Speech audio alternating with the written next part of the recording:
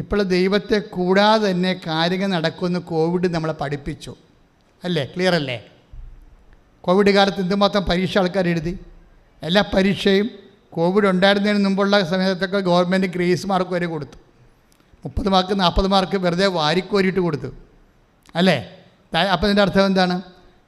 അതായത് ദേവാലയത്തിൽ പോയില്ലെങ്കിലും വീട്ടിൽ കുത്തിയിരുന്നാലും കാര്യങ്ങളൊക്കെ ഭംഗിയായിട്ട് നടക്കും. അപ്പോൾ ഒരു കാര്യം എൻ്റെ സഹോദരൻ എനിക്ക് പറയാനുണ്ട്. ഒന്നാമത്തെ കാര്യം, നമ്മൾ ദേവാലയത്തിൽ പോണത് നമ്മുടെ കാര്യങ്ങൾ നടക്കാൻ വേണ്ടി ആവരുതെന്ന് യേശു പറഞ്ഞിട്ടുണ്ട്. അത് യേശു പറഞ്ഞിരിക്കുന്ന ട്വിസ്റ്റ് ചെയ്താണ് പറഞ്ഞിരിക്കുന്നത്. പള്ളിയിൽ പോയില്ലെങ്കിലും കാര്യങ്ങൾ നടക്കുമെന്ന് ഈശോയാണ് ആദ്യം പറഞ്ഞത്. പറഞ്ഞ മനസ്സിലായില്ലേ? പള്ളിയിൽ പോയില്ലെങ്കിലുമൊക്കെ കാര്യങ്ങൾ ഭംഗിയായിട്ട് കല്യാണം കഴിക്കും, പ്രസവിക്കുകയും ചെയ്യും, പിള്ളേരെ വളർത്തുകയും ചെയ്യും, എല്ലാ കാര്യങ്ങളും നടക്കും. കയ്യിലിരിപ്പ് മോശമാണെങ്കിലും കാര്യം നടക്കുമെന്ന് പറഞ്ഞിട്ടുണ്ട് ഈശോ. നിങ്ങളുടെ കയ്യിരിപ്പ് അല്ലെങ്കിൽ എൻ്റെ കയ്യിരിപ്പ് ഇത്തിരി മോശമാണെങ്കിലും കാര്യങ്ങളൊക്കെ ഭംഗിയായിട്ട് നടക്കുമെന്ന് ലോകത്തോട് പറഞ്ഞത്, ചങ്കൂറ്റത്തോട് പറഞ്ഞത് ഈശോ മാത്രമാണ്. ദൈവത്തിൻ്റെ അടുത്ത് പ്രാർത്ഥിച്ചില്ലെങ്കിലും കാര്യങ്ങളെല്ലാം ഭംഗിയായിട്ട് നടക്കും. കയ്യിരിപ്പ് മോശമാണെങ്കിലും കാര്യങ്ങൾ നടക്കും എന്ന് ലോകത്തോട് ചങ്കൂറ്റത്തോടെ പറഞ്ഞ ഈശോ മാത്രമാണ്. പിന്നെ നമ്മളെന്തിനാ പ്രാർത്ഥിക്കുന്നത്? കാരണം ഈ വിഷയത്തിൽ നമ്മൾ ഇത്ര റീസൺ ഉപയോഗിക്കണം നല്ലതായിരിക്കും. ദൈവത്തെ കൂടാതെ തന്നെ കാര്യങ്ങളൊക്കെ നടക്കും. പിന്നെ എന്തിനാണ് നമ്മൾ പ്രാർത്ഥിക്കുന്നത്? എന്താ പറഞ്ഞത്? അങ്ങനെ നിങ്ങൾ നിങ്ങളുടെ സ്വർഗ്ഗസ്ഥനായ പിതാവിൻ്റെ മക്കളായി തീരും. അവിടുന്ന് ശിഷ്യരുടെ മേലും ദുഷ്ടരുടെ മേലും തൻ്റെ സൂര്യനെ ഉദിപ്പിക്കുകയും നീതിമാന്മാരുടെയും നീതിരഹിതരുടെയും മേൽ മഴ പെയ്യുകയും ചെയ്യുന്നു. അതാണ് വിഷയം. മത്തായിയുടെ സുവിശേഷമാണ് 5:45. അപ്പോൾ നീതിമാനായാലും നീതിരഹിതനായാലും അവൻ്റെ മേൽ ദൈവം മഴ പെയ്യിക്കും. നീതിരഹിതനെ മാറ്റി നിർത്തിയിട്ട് നീ അങ്ങോട്ട് മാറ്, ഈ മഴ നീതിമാന് മാത്രം ഉള്ളതാണെന്ന് ദൈവം പറയത്തില്ല. നിങ്ങളിങ്ങോട്ട് മാറി, ഇത് പള്ളിയിൽ പോണവർക്ക് മാത്രമുള്ള അനുഗ്രഹമാണെന്ന് ദൈവം പറയത്തില്ല. ദൈവം എല്ലാവർക്കും വേണ്ടിയാണ്. അതാണ് എല്ലാം. ഭൗതിക അനുഗ്രഹങ്ങളെ നമ്മൾ ലഭിക്കുന്നതിന് നമ്മളൊരു വിശ്വാസി പോലും ആവേണ്ട ആവശ്യമില്ല. പിന്നെ നമ്മൾ എന്തിനാണ് വിശ്വാസിയാകണത്? പിന്നെ നമ്മൾ എന്തിനാണ് ദൈവത്തിലെ ഓരോ വിഷയങ്ങൾക്ക് ആശ്രയിക്കണത്? ഇത് അനുഗ്രഹത്തിനല്ല. ശരിക്കും പറഞ്ഞാൽ അനുഗ്രഹം ഇതിൻ്റെ ഭാഗമാണ്. അനുഗ്രഹം ലഭിക്കുക തന്നെ ചെയ്യും പ്രാർത്ഥിക്കുമ്പോൾ. പക്ഷേ അനുഗ്രഹം ലഭിച്ചാൽ മാത്രം പോരാ. എന്താണ്? അനുഭവിക്കാനുള്ള യോഗ്യത. ഇതൊരു ഇത് ആൾക്കാരെ അത്ര കണ്ട് സീരിയസ് ആയിട്ട് ഫോക്കസ് ചെയ്യാത്തൊരു സബ്ജക്റ്റാണ്. എല്ലാവരും അനുഗ്രഹത്തെക്കുറിച്ചാണ് എപ്പോഴും ദൈവസന്നിധിയിൽ ആവലാതിപ്പെടുന്നത്.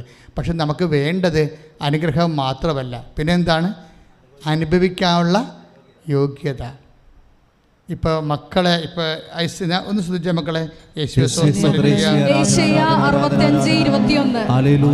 അവർ ഭവനങ്ങൾ പണിത് വാസമുറപ്പിക്കും, മുന്തിരിത്തോട്ടങ്ങൾ വച്ചുപിടിപ്പിച്ച് അവയുടെ ഫലം ഭക്ഷിക്കും.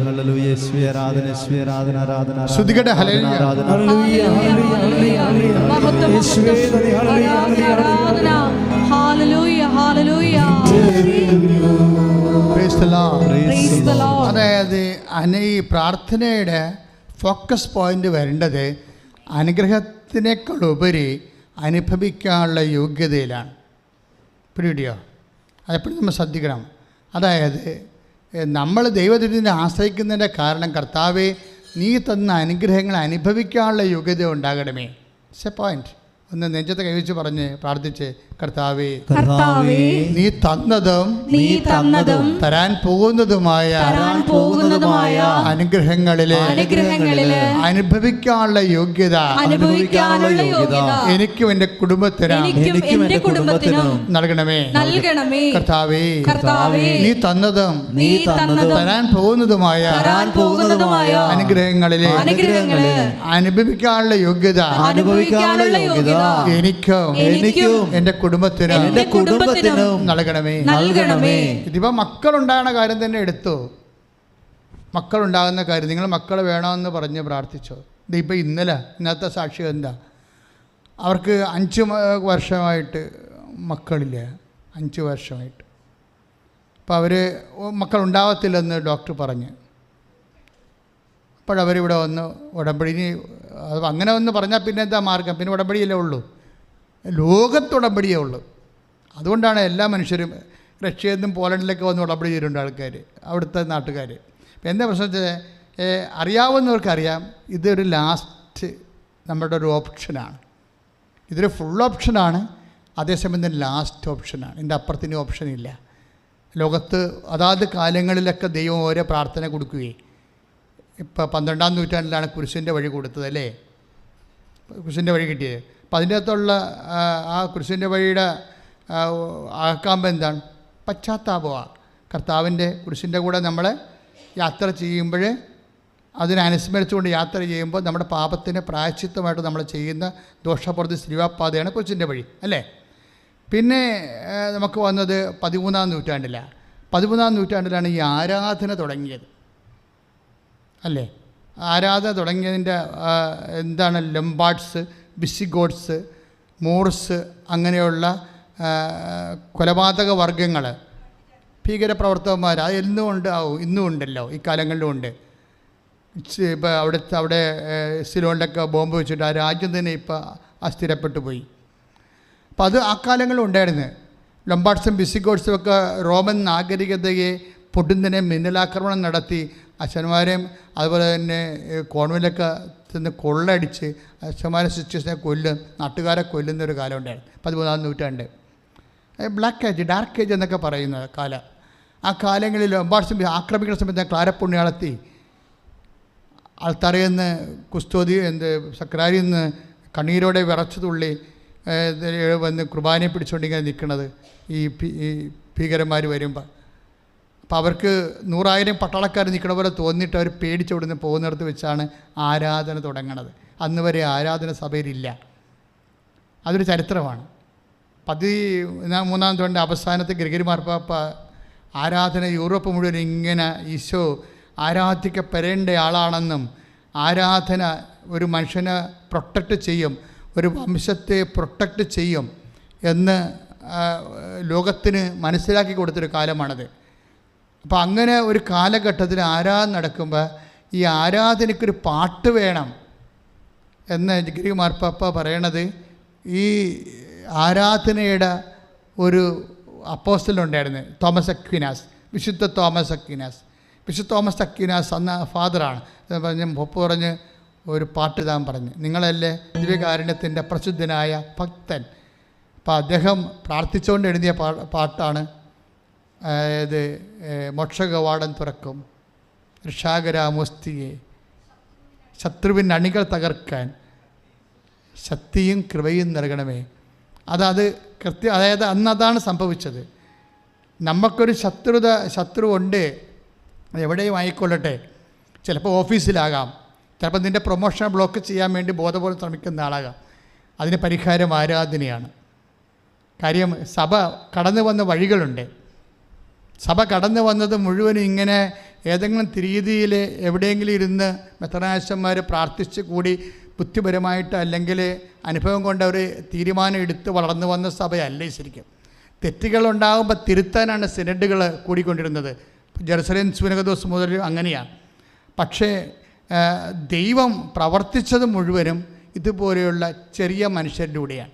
ചെറിയ മനുഷ്യരെ ഒരു വിഷയം വരുമ്പോൾ ദൈവം അവരെ തോണ്ടും, ഇങ്ങനെ ചെയ്താൽ മതി. ക്ലാര പുണ്യാളത്തോട് പറഞ്ഞു, ക്ലാരെ നീ എന്നെയും കുടിച്ചോട്, എന്തിന് അങ്കണത്തിൽ പോയി നിൽക്കുക, ബാക്കി എന്ത് വരണമെന്ന് നമുക്ക് അവിടെ വെച്ച് ചെയ്യാം എന്ന് പറഞ്ഞു. ഞാൻ നിങ്ങളുടെ കൂടെ ഉണ്ടാകുമെന്നല്ല ഈശോ പറഞ്ഞത്. അതിങ്ങനെ സക്രാരി പൂട്ടി ഇരിക്കാനല്ലല്ലോ, നമ്മളെ സംരക്ഷിക്കാൻ വേണ്ടി തന്നെയാണ്. അതുകൊണ്ടാണ് നമ്മളിവിടെ വന്നിട്ട് ഈ ആരാധന നടത്തുന്നത്. പ്രാർത്ഥിക്കുക, കർത്താവാ ദൈവമേ,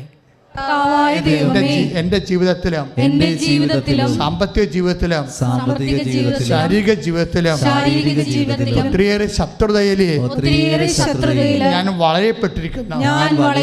എന്നെ ഭീഷണിപ്പെടുത്തുന്നവരുണ്ട്. ഗത്യന്തരമില്ലാതെ എനിക്ക് ജീവിക്കാൻ മേലാതെ ഞാനായിരിക്കുന്നു. കർത്താവേ, അങ്ങ് മോക്ഷകവാടം തുറന്ന് എന്റെ ശത്രുവിന്റെ അണികളെ ശത്രുവിന്റെ അണികളെ ഈ നിമിഷം ഭേദിക്കണമേ, ഈ നിമിഷം ഈ നിമിഷം ഭേദിക്കണമേ, ഈ നിമിഷം പ്രതിരോധിക്കണമേ. ശ്രദ്ധിക്കട്ടെ, മോക്ഷകവാടം തുറക്കും. ശ്രദ്ധിക്കട്ടെ, ശ്രദ്ധിക്കട്ടെ. ആരാധന, ആരാധന, ഹല്ലേലൂയ, ഹല്ലേലൂയ, യേശുവേ ആരാധന, ഹല്ലേലൂയ. Praise the Lord. അപ്പോൾ 13-ാം നൂറ്റാണ്ടിലാണ് പരിശുദ്ധ കുർബാന ദൈവം നമുക്ക് ഇറക്കി തന്നത്. അത് പിന്നെ സഭയുടെ ജീവിതത്തിൻ്റെ, ആരാധന ജീവിതത്തിൻ്റെ ഭാഗമായി. പിന്നീട് 14-ാം നൂറ്റാണ്ടായി, 15-ാം നൂറ്റാണ്ടായി, 16-ാം നൂറ്റാണ്ടായപ്പോഴാണ് ജപമാല തന്നത്. ബാറ്റിൽ ഓഫ് ലെപ്പാൻഡോയിൽ വെച്ചാണ് ജപമാല. തുർക്കികൾ യൂറോപ്പിനെ വിഴുങ്ങണ ഒരു സമയം വന്നപ്പോൾ ലെപ്പാൻഡോ യുദ്ധത്തിൽ ലാസ്റ്റ് അവസാന തകർച്ചയുടെ സമയത്ത് ജനങ്ങൾ ജപമാല ചൊല്ലാൻ തുടങ്ങി. പോപ്പിൻ്റെ കൂടെയാണ്, പരിശുദ്ധ പിതാവിൻ്റെ കൂടെ. അപ്പോൾ തുർക്കികൾക്കെതിരെ കടലിൽ നടന്ന യുദ്ധത്തിൽ കാറ്റ് മറിഞ്ഞു വീശിയാണ് അന്ന് യൂറോപ്പ് വിശ്വാസത്തിൽ നിലനിന്നത്. യൂറോപ്പ് രക്ഷപ്പെട്ടത് പ്രാർത്ഥനയിലൂടെയാണ് രക്ഷപ്പെട്ടത്. അന്ന് മുതലാണ് ജപമാല സാർവജനീയമായി മാറിയത്. ഏതെങ്കിലും പ്രാർത്ഥനകൾ എടുത്തു കളയാനൊക്കെ സുഖമാണ് സഭാജീവിതത്തിൽ നിന്ന്. ഏതെങ്കിലും പ്രാർത്ഥനയൊക്കെ ബുദ്ധിയും ബോധവും ഒക്കെ കുറവുള്ളവർ, ദൈവികമായ ബുദ്ധി, ഞാൻ മാനുഷികമായ ബുദ്ധി കൂടുതലാണല്ല ഇന്ന് എല്ലാവർക്കും. ദൈവികമായ ബുദ്ധിയെക്കുറിച്ചാണ് ഞാൻ പറയണത്. അത് വിവേകമെന്ന് പറയും. ദൈവികമായ ബുദ്ധിയുടെ പേര് വിവേകമെന്നാണ്. വിവേകമുള്ളവർക്ക് വിവേചനമുണ്ടാവും. ആധ്യാത്മിക വിവേകമില്ലാത്തവർക്ക് വിവേചനമുണ്ടാകത്തില്ല. അവർ ചില പ്രാർത്ഥനയൊക്കെ ജീവിതത്തിൽ നിന്ന് ആവശ്യമില്ല ആണെന്ന് പറഞ്ഞ് എടുത്തു കളയും. പക്ഷേ എപ്പോഴും കെന്നഡി പറഞ്ഞൊരു വാക്കുണ്ട്. എന്താണ്?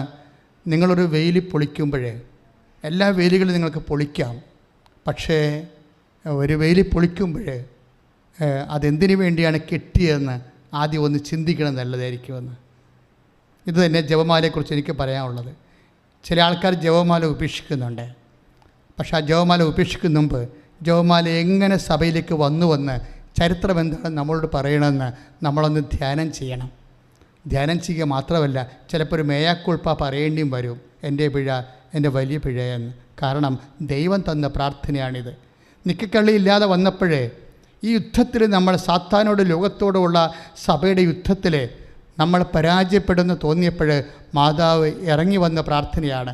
മാതാവ് ഇറങ്ങി വരുന്ന പ്രാർത്ഥനയാണ്. മാതാവിനെ കുടുംബത്തിലേക്ക് കൊണ്ടുവരാൻ വേണ്ടി, മാതാവിനെ കുടുംബത്തിന് മധ്യസ്ഥയാക്കാൻ വേണ്ടി, മാതൃകയാക്കാൻ വേണ്ടി ദൈവം നിശ്ചയിച്ച് നൽകിയ പ്രാർത്ഥനയാണ് രക്ഷാകര ചരിത്രങ്ങളുള്ള ജപമാല. പ്രാർത്ഥിക്കുക, കർത്താവായ ദൈവമേ, ഞങ്ങളുടെ കുടുംബത്തിലെ ജപമാല അലംഭാവത്തോടെ നഷ്ടപ്പെട്ടു പോയിട്ടുണ്ടെങ്കിൽ ഈ ആരാധനയോട് കൂടി ജപമാല ജീവിതത്തിന്റെ ഭാഗമാകുവാൻ അമ്മേ, പരിശുദ്ധമ്മേ, ദൈവമാതാവേ, ജപമാലയുടെ അമ്മേ, ഞങ്ങളെ അഭിഷേകം ചെയ്യണമേ.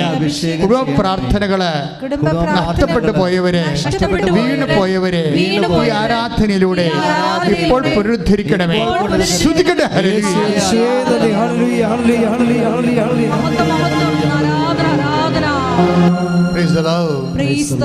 അപ്പോൾ നമ്മൾ 16-ാം നൂറ്റാണ്ടിലാണ് ജപമാലയ്ക്ക് വന്നത്. ഇതും ദൈവം തന്നതാണ്. പ്രത്യേകമായൊരു കാലത്ത് ഒരു വിശ്വാസി ഒരു പ്രതിസന്ധി അനുഭവിക്കുന്ന കാലത്ത് നൽകിയതാണ് ഈ പ്രാർത്ഥന. പിന്നീട് വന്നപ്പോൾ ഈ കാലങ്ങളിൽ തന്നെയാണ് 40 മണി ആരാധന ആരംഭിച്ചത്. അത് ഒരു 16, 17, 18 കാലങ്ങളിലാണ്. 18-ാം നൂറ്റാണ്ടിലാണ് നമ്മുടെ ഈ രാത്രി ആരാധന പോലെയുള്ള 40 മണി ആരാധന ആരംഭിച്ചത്. ഇറ്റലി ആരംഭിച്ചതാണ് 40 മണി ആരാധന 18-ാം നൂറ്റാണ്ടിലെ. അത് ആ കാലങ്ങളിൽ തന്നെ ചാവറയച്ചൻ അതിനുശേഷം കേരളത്തിൽ ആരംഭിച്ചു. അന്ന് ചാവറയച്ചൻ്റെ കാലമാണ്. 1832 കാലഘട്ടം, 40 കാലഘട്ടമല്ല. അപ്പോഴാണ് നമുക്ക് 40 മണി ആരാധന കേരളത്തിൽ ആരംഭിച്ചത്. ചാവറയച്ചനാണ് ആരംഭിച്ചത്. അത് ഇറ്റലിയിൽ നടന്ന ആരാധന, അതിൻ്റെ പകർപ്പാണ് നമ്മൾ ഇവിടെ എടുത്തത്.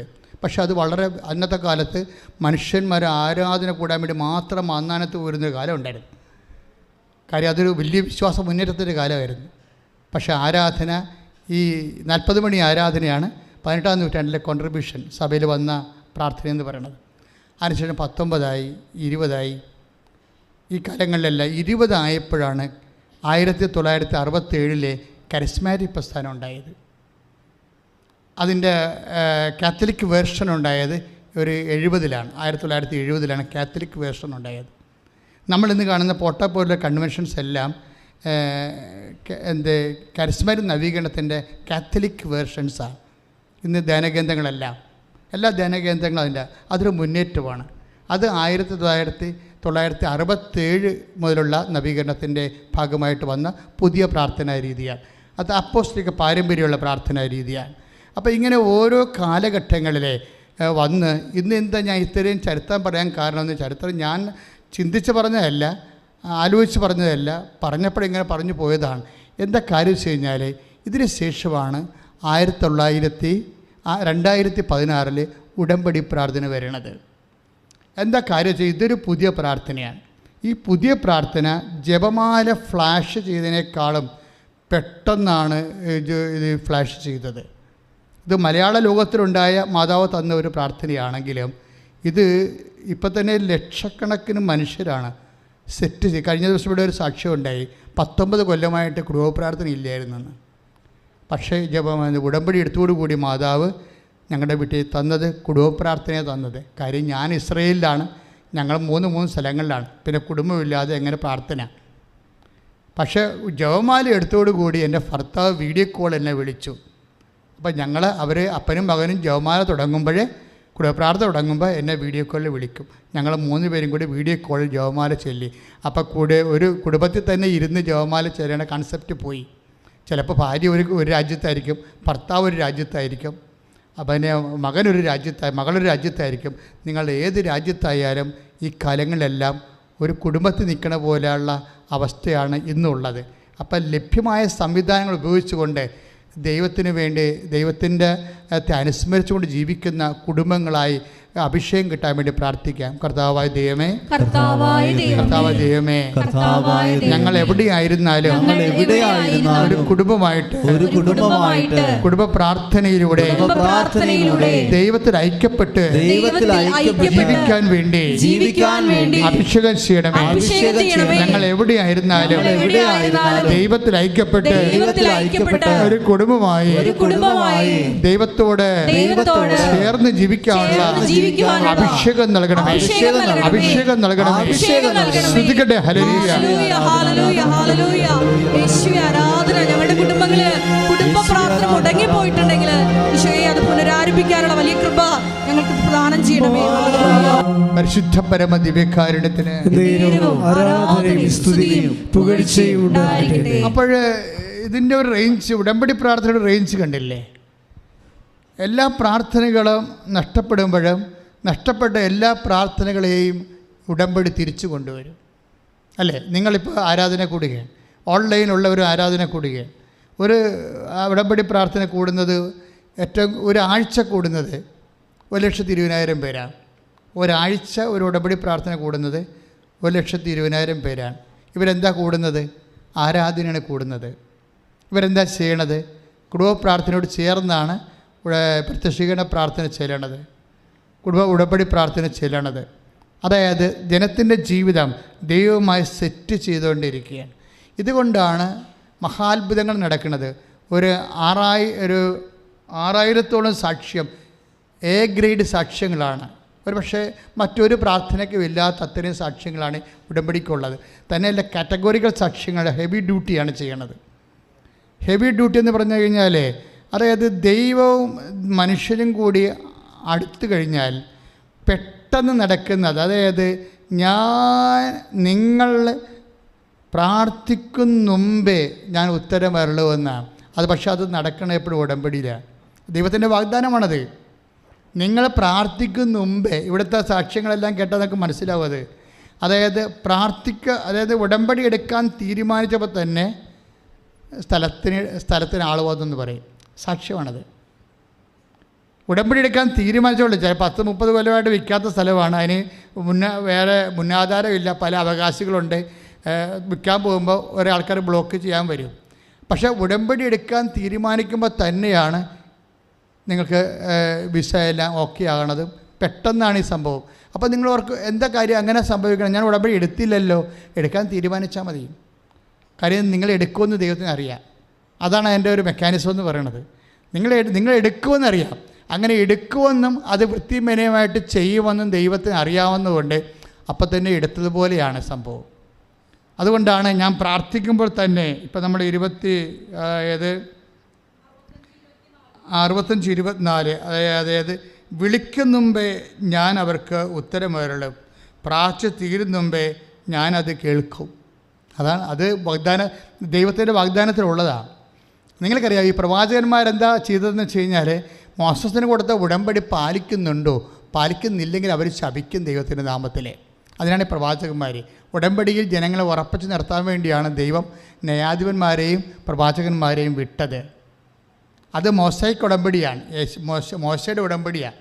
ആ ഉടമ്പടിയിൽ ജനം നിൽക്കുന്നുണ്ടോ, അത് ജനങ്ങൾ വഴി കാല് തെറ്റി പോകാതിരിക്കാൻ വേണ്ടിയാണ് പ്രവാചകന്മാർ. എന്നിട്ട് ഉടമ്പടിയുടെ ഫീച്ചേഴ്സാണ് പറയണത്. എന്താ പറയണത്? ഉടമ്പടി പ്രകാരം ദൈവത്തിൻ്റെ വാഗ്ദാനമാണത്. എന്താണ്? ഐസയ 65-24 ഒന്ന് പറഞ്ഞ്, വിളിക്കും മുമ്പേ ഞാൻ അവർക്ക് ഉത്തരമരുളും, പ്രാർത്ഥിച്ചു തീരും മുമ്പേ ഞാനത് കേൾക്കും. പ്രാർത്ഥിച്ചു തീരും മുമ്പേ എങ്ങനെ കേൾക്കണത്? അതാണ് വിഷയം. അപ്പോൾ നിങ്ങൾ പ്രാർത്ഥിക്കാൻ പോകുന്ന കാര്യങ്ങൾ ദൈവം മനസ്സിലാക്കും, ഇന്ന കാര്യമാണ് പ്രാർത്ഥിക്കാൻ പോകുന്നത്. അപ്പോൾ പ്രാർത്ഥനയേക്കാൾ സ്പീഡാണ് അതിൻ്റെ ഉത്തരം. പ്രാർത്ഥനയേക്കാൾ ഉത്തരം സ്പീഡാകണത് ഉടമ്പടിയുടെ വാഗ്ദാന ഭാഗമാണ്. അതുകൊണ്ടാണ് ഉടമ്പടി കൃത്യമായിട്ട് പാലിക്കുമ്പോൾ നിങ്ങൾ ഈ ഒരിക്കലും നിങ്ങൾ നടക്കത്തില്ലെന്ന് പറഞ്ഞ കാര്യങ്ങൾ നടക്കണത്. ഇപ്പോൾ കെസിയുടെ സാക്ഷ്യത്തിൽ എന്താ വന്നിരിക്കണത്? അമ്മ പറഞ്ഞത് ശരിയാ. അമ്മയെ ഈ കെസിയുടെ ഫോട്ടോ കാണിക്കുമ്പോഴേ അതൊരു വിശ്വാസത്തിൽ കാണിക്കണതാണ്. എന്താ പറയണത്? ഇവൾക്ക് കുഴപ്പമില്ലെന്ന് അമ്മ നിശ്ചയിച്ചു. കുഴപ്പമുണ്ടേ. ലിംഫോമയുടെ ലോകത്തിലെ 2ാമത്തെ ഡോക്ടറാണ് അവളെ ചികിത്സിക്കുന്നത്. അയാൾ എത്ര സ്കാൻ ചെയ്തിട്ടും ടെസ്റ്റ് ചെയ്തിട്ടുമാണ് കുഴപ്പമുണ്ടെന്ന് പറയണത്. പക്ഷെ ദൈവം കുഴപ്പമില്ലെന്ന് പറഞ്ഞാൽ നിനക്ക് കുഴപ്പമില്ല. അനുഗ്രഹത്തിൻ്റെ കൂടെ ഒരു കാര്യം കൂടി ഉണ്ട്. എന്താ ഉള്ളത്? അനുഗ്രഹം ഒരു പ്രാർത്ഥനയ്ക്ക് നമുക്ക് കടന്ന് റിപ്ലൈ ഇല്ലേ? ശ്രദ്ധിക്കുക, അച്ഛൻ പറയുന്നത് വളരെ സീരിയസ് വിഷയമാണ്. നമ്മൾ ഈ വോക്കൽ പ്രെയർ ഓർ നമ്മൾ ഡൂയിങ് പ്രെയർ ആയാലും ശരി, ഉടമ്പടി ഒരു ഡൂയിങ് പ്രെയറാണ്. ഇങ്ങനെ റിസൈറ്റിംഗ് പ്രെയർ അല്ലത്. ബേസിക്കായിട്ട് ഉടമ്പടി ഡൂയിങ് പ്രെയർ, ചെയ്യണ പ്രാർത്ഥനയാണ്. ചെയ്യണ പ്രാർത്ഥനയുടെ എല്ലാം മരിയൻ ആണ് തുടങ്ങി വെച്ചത്. അതിനുശേഷമാണ് ഈശോ പുതിയ ഉടമ്പടി ചെയ്തപ്പോഴും ഇതെൻ്റെ ഓർമ്മയ്ക്കായി ചെയ്യാൻ പറഞ്ഞത് അല്ലേ? അത് ഡൂയിങ് പ്രെയറാണ്. ഉടമ്പടി അതിൻ്റെ ബേസിക് ഫീച്ചർ ഡൂയിങ് പ്രെയറാണ്, ചെയ്യണ പ്രാർത്ഥനയാണ്. എബ്രാഹത്തിന് കൊടുത്ത പ്രാർത്ഥന ഓക്കൽ വാചികമായ ഉടമ്പടിയാണ്, ഓറലായിട്ടുള്ള കവനൻ്റാണ്. മോസസിന് കൊടുത്തത് റിട്ടൺ കവനൻ്റാണ്. യേശു സ്ഥാപിച്ചത് ചെയ്യണ ഉടമ്പടിയാണ്. ഇതെൻ്റെ ഓർമ്മയ്ക്കായി ചെയ്യുവേൻ. അപ്പോൾ വാക്കാലായാലും ശരി, എഴുത്തായാലും ശരി, ചെയ്ത്തായാലും ശരി, ദൈവം ഉടമ്പടിയുമായിട്ടാണ് പ്രൊസീഡ് ചെയ്യണത്. അതുകൊണ്ടാണ് ഉടമ്പടി എല്ലാ പ്രാർത്ഥനകളുടെയും ഒരു മാതാവാണ്. എന്താ മറിയം ഉടമ്പടിയുടെ മാതാവാണെന്ന് പറയാൻ കാര്യം? പുതിയ നിയമം സ്റ്റാർട്ട് ചെയ്യണത് മാതാവിൻ്റെ ഉടമ്പടിയോട് കൂടിയാണ്. നമ്മളതിൻ്റെ ഒരു ഷെയർ ഹോൾഡേഴ്സാണല്ലേ. മരിയൻ ഉടമ്പടി പുതിയ നിയമം സ്റ്റാർട്ട് ചെയ്യണത് മാതാവ് ദൈവത്തോട് ചെയ്ത ഉടമ്പടിയോട് കൂടിയാണ്. ദൈവം കൊടുത്ത വാഗ്ദാനവും മാതാവ് വാഗ്ദാനത്തിന് പകരം തിരിച്ചു കൊടുത്തിട്ടുള്ള നിബന്ധനകൾ അക്സെപ്റ്റ് ചെയ്യാവുന്നുള്ള മാതാവിൻ്റെ കൺകറൻസ്, അതാണ് ഉടമ്പടിയുടെ കാമ്പെന്ന് പറയുന്നത്. അതിൻ്റെ അകത്ത് പ്രോമിസ് ഉണ്ട്, കൺകറൻസ് ഉണ്ട്. അപ്പോൾ ഉടമ്പടിക്ക് 2 ഘടകങ്ങളുണ്ടാവും എപ്പോഴും.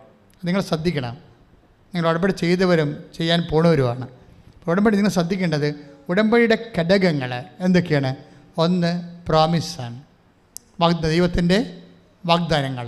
എബ്രാഹത്തിന് വാഗ്ദാനം കൊടുത്തു, മോശസിന് വാഗ്ദാനം കൊടുത്തു. ഈശോയും നമുക്ക് പുതിയ നിയമത്തിലെ കുർബാന സ്ഥാപിച്ചപ്പോൾ, വലിയ ഉടമ്പടി സ്ഥാപിച്ചപ്പോൾ വാഗ്ദാനമാണ് നൽകിയത്. പക്ഷേ ഈശോയുടെ വാഗ്ദാനം എന്താണ്? പിതാക്കന്മാരെ മരുഭൂമി വെച്ച് മന്ന ഭക്ഷിച്ചു, അവർ മരിച്ചു. അതുപോലല്ല ഈ അപ്പം ഭക്ഷിക്കുന്നവൻ നിത്യം ജീവിക്കും. എൻ്റെ പ്രിയപ്പെട്ടവരെ, നമ്മൾ ഇപ്പോഴ് കർത്താവിൽ ധ്യാനിച്ചുകൊണ്ടിരിക്കുന്നത്, അതായത് നമ്മൾക്ക് ദൈവം നൽകുന്ന, നമ്മുടെ പ്രാർത്ഥനയ്ക്ക് ഉത്തരമായി ദൈവം നൽകുന്ന ആനുകൂല്യങ്ങൾക്ക്, may be physical favours, that is blessings. Blessing എന്നാണ് നമുക്ക് ദൈവം തരുന്നത് അല്ലേ. ഈ ബ്ലെസ്സിങ്സിന് ബേസിക്കായിട്ട് ബ്ലെസ്സിങ്സ് എന്താ? ഫിസിക്കൽ ഫേവേഴ്സാണത്. പക്ഷേ ഇറ്റേണൽ ഫേവേഴ്സും ഉണ്ട് അതിൻ്റെ കൂടെ. ഈ കുർബാനയുടെയൊക്കെ ഫേവർ എന്ന് പറയണത് എന്താണ്?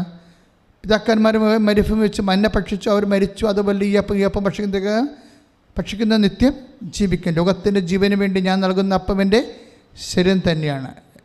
എൻ്റെ ശരീരം ഭക്ഷിക്കുന്ന എന്നിലും ഞാൻ അവനിലും വസിക്കുന്നു. സജീവനായ പിതാവാണ് എന്നെ അയച്ചത്. അതുപോലെ എന്നെ ഭക്ഷിക്കുന്ന ഞാൻ മൂലം ജീവിക്കും. പരിശുദ്ധ കുർബാന സ്ഥാപിച്ചതിൻ്റെ ഉദ്ദേശം എന്താണ്? നിത്യം ജീവിക്കാൻ വേണ്ടി. എന്നെ ഭക്ഷിക്കുന്ന ഞാൻ മൂലം, ഒന്ന് പറഞ്ഞേ, എന്നെ ഭക്ഷിക്കുന്നവൻ ഞാൻ മൂലം ജീവിക്കും. അപ്പം നിത്യമായി ജീവിക്കാൻ വേണ്ടിയാണ് പരിശുദ്ധ കുർബാന സ്ഥാപിക്കപ്പെട്ടിരിക്കുന്നത്. മനസ്സിലായല്ലോ? അത് ഉടമ്പടി ചെയ്യുന്നതിലൂടെയാണ്, അല്ലാതെ ഓൺലൈനിൽ കുർബാന പടം കാണുന്നതിലൂടെയല്ല. ഞങ്ങൾ പടമെല്ലാം അവസാനിപ്പിച്ചു. കോവിഡിൻ്റെ ഒരു പ്രത്യേക സാഹചര്യത്തിൽ പള്ളി പൂട്ടിപ്പോയപ്പോഴാണ് ഓൺലൈനിൽ കുർബാന വെച്ചത്. ഇപ്പോൾ ഞങ്ങളത് അവസാനിപ്പിക്കുക. എന്താ കാര്യം? കിടപ്പ് രോഗികളെ ഉദ്ദേശിക്കുന്നുള്ളൂ. അതിൻ്റെ അകത്ത് നിങ്ങളാരെയും ഉദ്ദേശിക്കണമെന്നില്ല.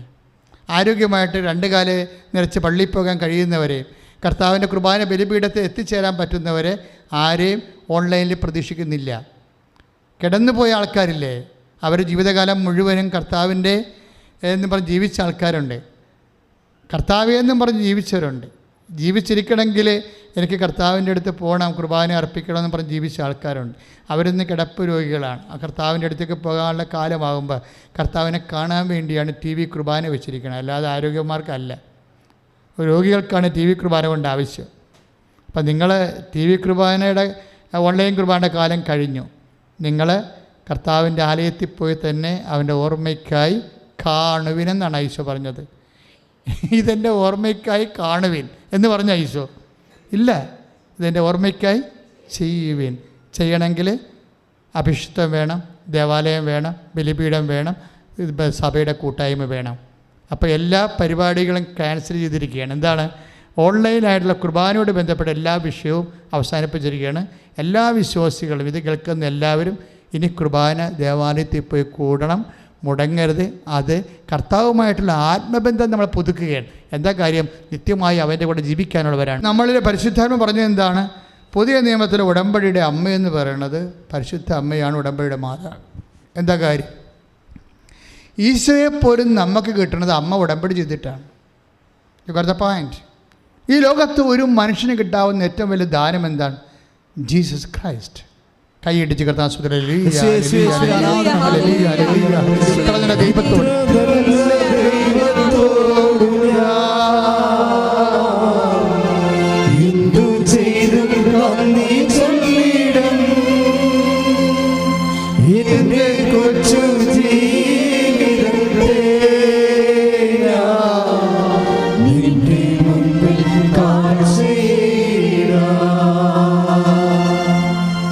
ആരാധിക്കുമ്പോൾ ആസ്വദിച്ചങ്ങ് ആരാധിക്കണം. ജീവിക്കണ ദൈവം. കാര്യം കൃപാസനത്തിൽ ആരാധന അമ്മ ജീവനോടെ പ്രത്യക്ഷപ്പെട്ട ഇടത്താണ് നിൽക്കണം നമ്മളല്ലേ. കർത്താവ് ഇതുപോലെ അന്നും ഈശോ സാന്നിധ്യം നൽകുന്ന സമയത്താണ് അമ്മ പ്രത്യക്ഷപ്പെട്ടത്. അതിൻ്റെ ഭാഗമായിട്ട് നമുക്ക് കിട്ടിയ ആനുകൂല്യമാണ് ഉടമ്പടി പ്രാർത്ഥന എന്ന് പറയുന്നത്. പിന്നെ ഉടമ്പടി പറഞ്ഞു വരുമ്പോഴേ അമ്മ അതിൻ്റെ ഓരോ ദിവസവും പുതിയ കാര്യങ്ങളാണ് പറയണത്. ഇപ്പം എന്താ പറയണത്? അമ്മ ഉടമ്പടി ചെയ്തിട്ടാണ് നമുക്ക് ഈശോനെ കിട്ടിയെന്ന് അമ്മ പറഞ്ഞത്. അമ്മ മംഗളവാർത്ത സമയത്ത് ഉടമ്പടിയുടെ കണ്ടെന്ന് നമുക്കറിയാമല്ലോ. ഉടമ്പടിയിൽ എപ്പോഴും നിബന്ധന ഉണ്ടാവും, പിന്നെ എന്താണ്? നിയോഗം ഉണ്ടാവും, വാഗ്ദാനം ഉണ്ടാവും. അത് നിറവേറ്റാൻ വേണ്ടിയുള്ള നമ്മുടെ പ്രതിജ്ഞ ഉണ്ടാവും. ഇതാണ് ഉടമ്പടിയിലുള്ളത്. ഇത് നമ്മൾ നടത്തുന്നത് മരിയൻ ഉടമ്പടിയാണ്. അമ്മ ചെയ്ത ഉടമ്പടിയാണ് ചെയ്യണത്. അമ്മ ചെയ്ത ഉടമ്പടി പ്രകാരമാണ് നമുക്ക് ഈശോനെ കിട്ടിയത്. അപ്പോൾ ഉടമ്പടിയുടെ കൃപാസനം ഉടമ്പടിയുടെ അൾട്ടിമേറ്റ് എയിം എന്ന് പറയുന്നത് എന്താണ്? ഈശോ തന്നെയാണ്. ഉടമ്പടി എടുക്കുമ്പോൾ എന്നാ കിട്ടണം? ജോലി കിട്ടും, വീട് കിട്ടും, വിവാഹം കിട്ടും അല്ലേ. പക്ഷേ ബേസിക്കായിട്ട് എന്നാ കിട്ടണത്? ക്രിസ്തുവിനെ കിട്ടണത്. Got the point. നിങ്ങളിനി പറയരുത് ഞങ്ങൾക്ക് ബ്ലെസ്സിങ് കിട്ടിയെന്ന് പറയരുത്, ഫിസിക്കൽ ഫേവേഴ്സ് കിട്ടിയെന്ന് പറയരുത്. നിങ്ങൾക്ക് ഒരു ജോലി കിട്ടുമ്പോൾ നിങ്ങൾ പറയണം ഞങ്ങൾക്ക് ക്രിസ്തുവിനെ കിട്ടിയെന്ന്. നിങ്ങളുടെ സ്ഥലം വിറ്റ് മാറുമ്പോൾ നിങ്ങൾ പറയണം ഞങ്ങൾക്ക് ക്രിസ്തുവിനെ കിട്ടിയെന്ന്. എന്താ കാര്യം എന്നറിയാവോ? ക്രിസ്തുവിനെ കിട്ടണതാണ് ഉടമ്പടിയുടെ ലക്ഷ്യം. അമ്മ ഉടമ്പടി ചെയ്തപ്പോഴാണ് അമ്മയുടെ ഉദരത്തിൽ വചനം മാംസമായത്. പക്ഷേ കുറത്ത പോയിന്റ് ഇല്ലേ? അമ്മ പിതാവായ ദൈവത്തോട് ഉടമ്പടി ചെയ്തു. അമ്മ എന്താ പറഞ്ഞത്? അങ്ങ് പറഞ്ഞതുപോലെ ഞാൻ ജീവിച്ചോളാമെന്ന് പറഞ്ഞു. അങ്ങയുടെ വചനം അനുസരിച്ച് കൊണ്ട് ലൂക്ക 1:38 അമ്മയുടെ ഉടമ്പടി വചനം. ഇതാ കർത്താവിൻ്റെ ദാസി. ഒന്ന് പറഞ്ഞേ, ഇതാ കർത്താവിൻ്റെ ദാസി, അങ്ങ് പറഞ്ഞതുപോലെ എന്നിൽ നിറവേറട്ടെ. അപ്പോൾ അത് അമ്മ ഉടമ്പടി വചനമാണിത്. അത് പുറപ്പാടിൻ്റെ പുസ്തകത്തിലൊക്കെ ഉണ്ടത്. പുറപ്പാട് 14:6 ഉണ്ട്. കർത്താവ് കൽപ്പിച്ചതെല്ലാം ഞങ്ങൾ ചെയ്തോളാമെന്ന് പറയണം. പുറപ്പാട് 19:4 അത് തന്നെയാണ് ഉടമ്പടിയിലുള്ളത്. അമ്മ പറഞ്ഞത് അതാണ്. എന്താ പറയണത്? ഇതാ കർത്താവിൻ്റെ ദാസി, അങ്ങ് പറഞ്ഞതുപോലെ എന്നെ അത് ഉടമ്പടി വചനമാണ്. പുറപ്പാടിൻ്റെ പുസ്തകം 19:4 ദൈവജനം ഉടമ്പടി ചെയ്തപ്പോൾ ദൈവത്തിന് കൊടുത്ത വാഗ്ദാനമാണത്. എന്താണ്? കർത്താവേ, പിതാവായ ദൈവമേ, അങ്ങ് പറഞ്ഞതുപോലെ ഞങ്ങൾ ജീവിച്ചുകൊള്ളാവുന്നു.